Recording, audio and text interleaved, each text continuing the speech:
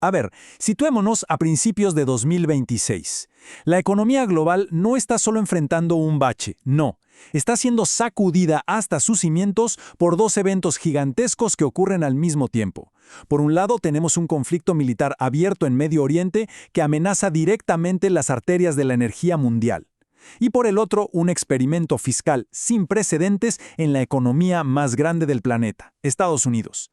Hoy vamos a desglosar cómo estos dos ciclones están chocando para crear un shock global, uno que no afecta a todos por igual y que está, de hecho, acelerando una fragmentación muy peligrosa del orden mundial que conocíamos. Esta cita lo resume todo. Pensemos un segundo en qué significa riesgo latente. Durante meses, los analistas hablaban de posibilidades, de escenarios. Eran riesgos que vivían en los informes, en las discusiones de los bancos centrales. Pero en febrero de 2026, eso se acabó. Dejaron de ser una teoría para convertirse en una fuerza activa que golpea los flujos comerciales, los precios que pagamos por la gasolina y las condiciones de todo el mercado global. La era de la preocupación en segundo plano ha terminado. Entramos de lleno en una fase de disrupción que se puede sentir y tocar.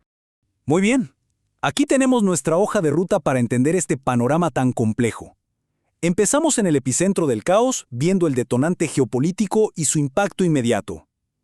Luego, nos vamos a Estados Unidos para desentrañar esa paradoja económica tan fascinante. De ahí, cruzamos el Atlántico para ver el contraste, el estancamiento en el Reino Unido y, como sorpresa, la resiliencia de España. Y al final, abrimos el lente para entender los cambios sísmicos, los de largo plazo, que están definiendo esta nueva era global fragmentada. Empecemos. Vamos al punto de origen de esta disrupción, Medio Oriente. Por años, la región fue un tablero de guerras en la sombra, de conflictos indirectos. Pero lo que pasó en 2026 fue un cambio de juego total.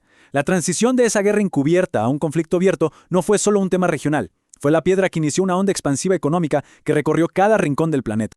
Y este fue el evento que lo detonó todo, la escalada a un conflicto interestatal directo, una confrontación abierta entre la coalición de Estados Unidos e Israel contra Irán, que llegó a un punto de no retorno a finales de febrero de 2026. Y ojo, no hablamos de una escaramuza menor, hablamos de acciones militares directas, incluyendo ataques contra el liderazgo iraní. Esto transformó el panorama de la energía y la seguridad mundial, literalmente, de la noche a la mañana.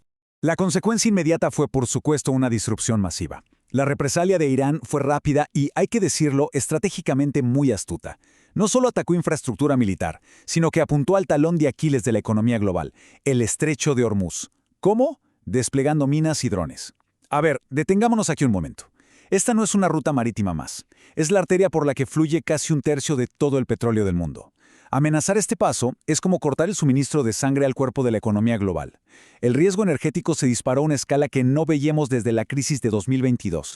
Y claro, esto nos lleva al impacto en los precios, que es lo que se siente en el bolsillo.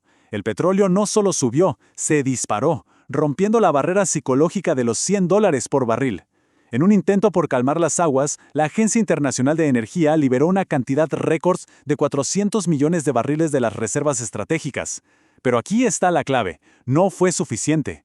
Los mercados entendieron que las reservas son un parche temporal para un problema que podría ser estructural y duradero. La incertidumbre del conflicto fue más fuerte que el alivio de las reservas, y la volatilidad se mantuvo por las nubes.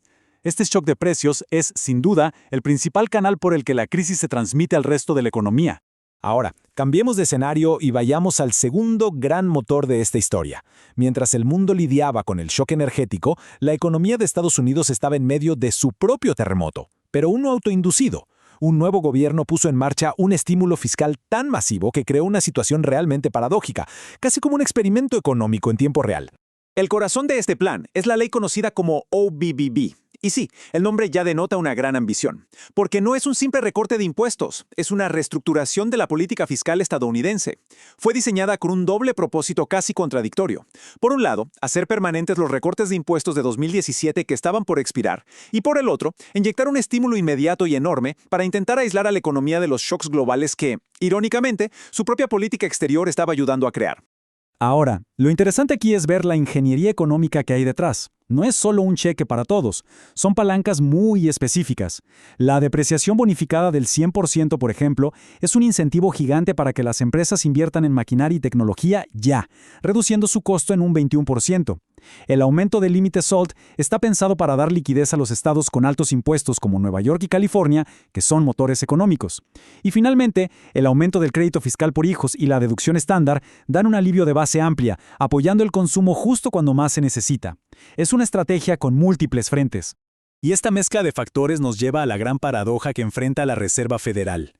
Por un lado, el estímulo parece que está funcionando. La economía va a crecer un sólido 1.8%, evitando la recesión. Pero por otro, el mercado laboral, que había estado increíblemente fuerte, se está enfriando, con el desempleo subiendo hacia el 4.4%. Esto pone a la Fed en una posición dificilísima. Su trabajo es controlar la inflación, que podría dispararse al 3.2% por el shock energético. La herramienta para eso es subir las tasas. Pero si lo hacen, se arriesgan a frenar en seco una economía que ya muestra debilidad en el empleo. Es como caminar por una cuerda floja, con la estanflación de un lado y una recesión del otro. Dejemos por un momento la complejidad de Estados Unidos y crucemos el Atlántico, porque en el Reino Unido la historia es completamente diferente. Aquí no hay paradojas, solo una tormenta perfecta. La economía británica, que ya venía arrastrando las cicatrices del Brexit y una recuperación lenta, recibió el golpe del shock energético en su momento de mayor vulnerabilidad. Este número lo dice todo, 0.0%. Es una cifra brutalmente honesta. En enero, antes de que el conflicto se intensificara, la economía del Reino Unido ya estaba completamente parada, no crecía. Pensemos lo que eso significa. No había colchón, no había impulso para absorber el golpe que venía. La economía estaba, como dijo un titular, grabada hasta el estancamiento, con una carga fiscal en máximos de décadas que ya estaba ahogando la inversión y el consumo. Y en este tablero de control vemos la foto completa de la crisis. La proyección de crecimiento del 1.1% anual ahora parece muy optimista. La inflación, que se esperaba que por fin volviera al objetivo, ahora se proyecta que termine el año en un doloroso 3.0%, impulsada por la energía. Y mientras los precios suben, el trabajo disminuye, con el desempleo ya en 5.2% y subiendo. Esta es la definición del libro de la estanflación, una mezcla tóxica de economía estancada e inflación alta, el peor escenario para un banco central. El punto crucial es este. El Banco de Inglaterra está completamente atrapado. Pensemos en el cambio. Antes de la guerra, todos esperaban recortes de tasas para estimular la economía.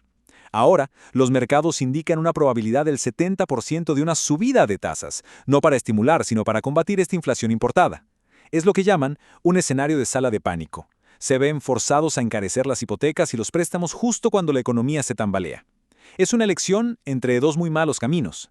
Pero es importante no meter a toda Europa en el mismo saco, porque en un contraste muy marcado con el panorama del Reino Unido, España emerge como un caso sorprendente de resiliencia. Un país que está logrando ir a contracorriente, impulsado por una demanda interna fuerte y políticas fiscales muy específicas. Y este número, 2.2%, ilustra la diferencia perfectamente. Mientras el Reino Unido se estancaba en cero, el pronóstico para España fue revisado al alza, a un robusto 2.2%. ¿De dónde viene esta fuerza? El motor principal es una demanda interna muy sólida. Son los propios consumidores y empresas españolas los que están tirando de la economía, aportando unos 2.5 puntos porcentuales al crecimiento. Esto crea un colchón vital contra la debilidad externa. Entonces, ¿cuál es el secreto? La respuesta está en una serie de medidas fiscales que podríamos describir como quirúrgicas, muy bien dirigidas. No es un estímulo masivo como el de EU, por ejemplo. Han extendido las deducciones para mejorar la eficiencia energética y para la compra de vehículos eléctricos, lo que impulsa la demanda hoy y la transición verde a largo plazo.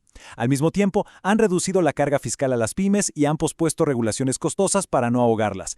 Es un enfoque proactivo que, claramente, está funcionando. Bien, ya vimos los casos nacionales, el bueno, el malo y el paradójico. Ahora alejemos el zoom para ver el panorama general. Porque el shock de 2026 no es solo una crisis temporal, está actuando como un potente acelerador de cambios estructurales, muy profundos, que ya estaban en marcha, empujando al mundo hacia una nueva era de fragmentación.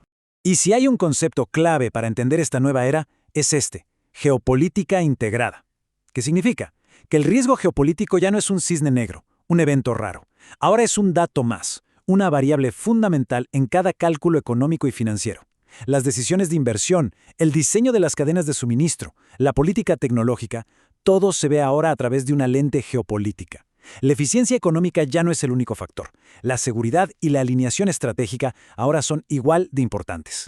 Y esta nueva norma se manifiesta en al menos 3 grandes reajustes. Primero, el de la cadena de suministro. La resiliencia ahora vale más que la eficiencia. Las empresas prefieren un proveedor más caro pero seguro, en un país amigo, que uno barato en una región de riesgo. Segundo, el auge de la IA soberana. Los gobiernos ahora tratan los modelos de inteligencia artificial como activos estratégicos, fragmentando el ecosistema digital. Y tercero, y esto es clave para la estabilidad, están apareciendo grietas en los mercados de crédito privado, un sector que creció con dinero barato y ahora enfrenta la realidad de tasas más altas y más impagos. Y aquí nos quedamos. El mundo de 2026 que hemos explorado es uno definido por la confrontación, las paradojas económicas y una fragmentación que se acelera cada día. La vieja idea de una globalización que solo podía crecer ha sido reemplazada por la cruda realidad de la competencia estratégica. Y esto nos deja con una pregunta final, una pregunta inquietante y sin respuesta fácil. En este mundo donde la confrontación es la norma, ¿qué queda de la cooperación global que, con todos sus defectos, definió las últimas décadas? El futuro no está escrito, pero las decisiones que se tomen en este entorno tan complejo determinarán la trayectoria del resto de nuestro siglo.